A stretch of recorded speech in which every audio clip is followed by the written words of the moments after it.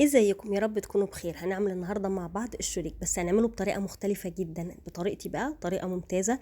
حاجه كده فظيعه، بس لازم تشوف الفيديو معايا للاخر عشان فيه معلومات مفيده جدا هتخلي العجينه تطلع طريه وهشه. هتنبهري بالنتيجه. المكونات كمان اقتصاديه جدا وهتكون موجوده معاكم في كل بيت. بس قبل ما نبدا بقى الفيديو مع بعض، دي قناتي اسمها سكر ودقيق، ما تنسوش تشتركوا فيها ولايك وشير لو عجبك الفيديو. شايفين الجمال؟ شايفين هشه ازاي؟ يلا نبدا. بسم الله الرحمن الرحيم.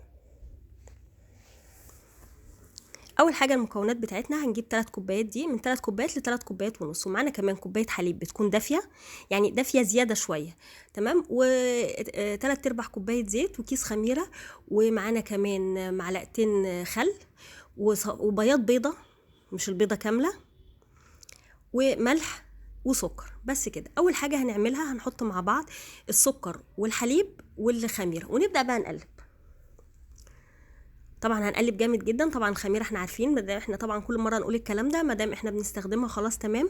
بعد كده بقى نحط الملح ونقلبه، ونبدا بقى نحط الحاجات السايله الاول كلها مع بعضها، الخل وبياض البيض والصفاره اهوت اللي انتوا شفتوها دي، انا عيناها عشان ناخدها للوش، وكمان كوبايه الا ربع الزيت.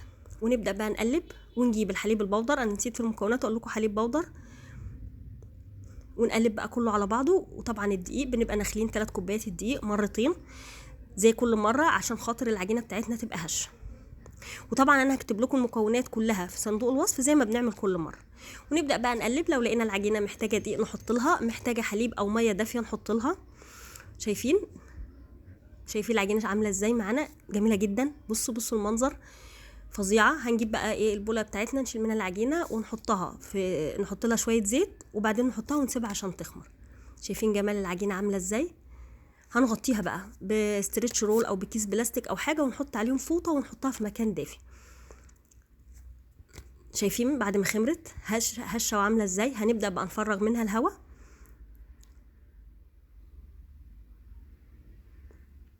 ونجيب بقى العجينه بتاعتنا كده ونقطعها 8 قطع.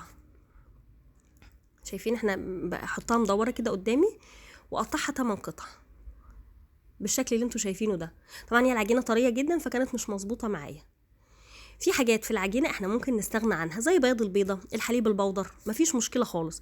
وممكن كمان تعجني بدل الحليب تعجني بميه، لكن انا بحب احط حاجات زي كده عشان تبقى بالنسبه للاطفال تغذيهم او للكبار كمان يعني.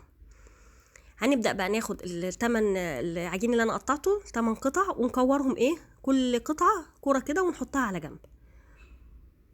العجين يا جماعه واحنا شغالين فيه لازم اللي بيطلع من العجينه بنغطيه عشان الوش ما ينشفش. يعني ادي اهم ال8 كور معانا، هنغطيهم بقى بفوطه ونبدا نسيبهم يريحوا 10 دقايق ونبدا نشتغل. بعد 10 دقايق بقى هنجيب بقى على الرخامه او على مفرش العجين بتاعنا، نحط شويه دقيق ونبدا بقى ناخد كوره كوره وشوفوا هنعمل ايه مع بعض. بجد طريقه تحفه.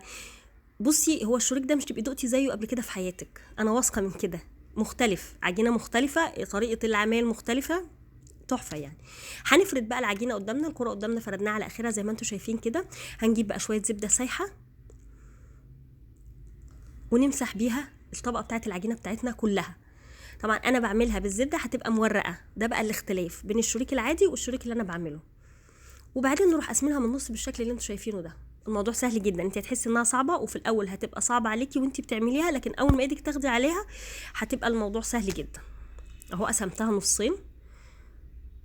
هبدا بقى امسك طرف العجينه، نص من الاتنين، هبدا امسك الطرف واتنيها كلها كده. شايفين بعملها ازاي؟ اهي بتنيها كده وارجع اتنيها. عارفين زمان كنا بنعمل حاجه اسمها مروحه كده بالورق، هي شبهها كده، بتتنيها كده كذا مره على بعضها اهي. نبدا بقى بص ودي بعدين تلفيها. انا بقربها بس عليا شويه اهوت. بتحطي بقى، بتلفي العجينه تلزقيها كده، اول العجينه بتلزقيه عشان ما يفكش العجينه في بعضها. ونبدا بقى نلفه بالشكل اللي انتوا شايفينه ده. يا رب بس الكاميرا تكون ظابطه تكون الدنيا مظبوطه وشايفين كويس اهو. بس خلاص الموضوع بقى سهل ازاي. هتضغطي عليها هتديكي الشكل الجميل ده. انا هعمل لكم كذا واحده عشان تعرفوا ان الموضوع سهل. زي ما بقول لك، اول هيبقى الموضوع صعب عليكي، طبعا انا بضغط عليها تاني عشان ما تفكش، تبقى العجينه لازقه في بعضها ما تفكش بقى، يبقى شكلها مش ظريف يعني، يبقى شكلها زي ما انتوا شفتوها في الاول. هرجع اعملها تاني اوريكم تاني اهو. بناخد العجينه كلها ونبدا ايه ناخدها، يعني نقلبها واحده واحده واحده واحده.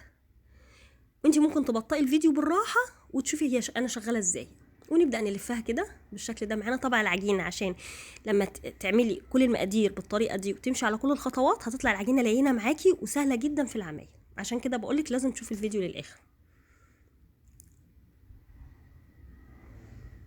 شايفين الشكل ده؟ طبعا انا ببقى حاطه ورق زبده في القالب او في الصينيه، وبعدين بحط عليه اللي انا بطلعه وبرده بغطيه. جماعه العجينه طول ما احنا مش شغالين فيها لازم تبقى متغطيه، يعني اللي احنا بنطلعه بنغطيه، واللي احنا بنشتغل منه برضو بنبقى مغطيه. فردت برضو واحده كمان اهو. هجيب برضو الزبده تاني، الزبده انا مسيحاها.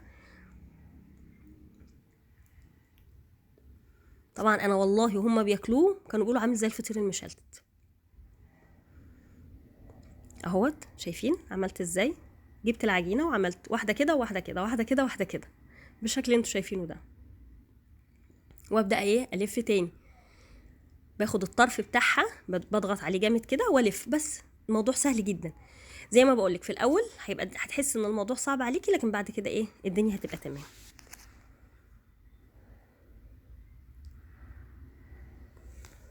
طبعا ان شاء الله زي ما قلت لك قبل كده معايا باذن الله تابعي القناه وهتبقي استاذه في المخبوزات ان شاء الله.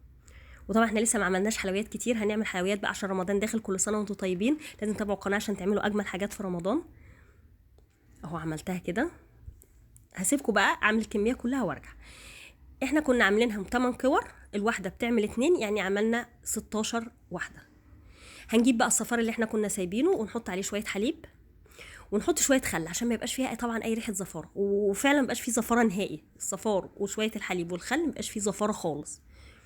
ونبدا بقى ندهن ايه الوش بالشكل اللي انتوا شايفينه ده. طبعا ده شغل فظيع، يعني ايه بقى فاخر من الاخر يعني. ندهن بقى كله.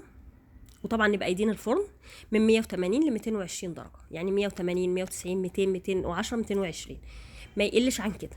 هنسيبها في الفرن. اول ما تبدا تحسي انها شدت كده تقيدي عليها الشوايه دقيقتين 3 بس، هتطلع بالشكل اللي انت شايفاه الجميل ده. اول ما تطلع بقى نبقى مسيحين لنا شويه سمنه وندهن الوش بسمنه بسيطه خالص خالص، زي ما فرشه بسيطه كده. وبعدين بنجيب قماشه عندنا او فوطه ونغطيها 10 دقايق او 5 دقايق بتطلع. شايفين المنظر؟ طبعا شفتوا في الاول كانت عامله ازاي. انا وريتكم في الاول طريه جدا جدا مورقه بجد تحفه. لو عملتيها مش هتبطلي تعمليها خالص، هتعمليها على طول، هيطلبوها منك على طول في البيت. واتمنى الفيديو يعجبكم، ويا ريت جربوا الوصفه وتقولوا لي رايكم فيها، واشوفكم بقى ان شاء الله في وصفات جديده.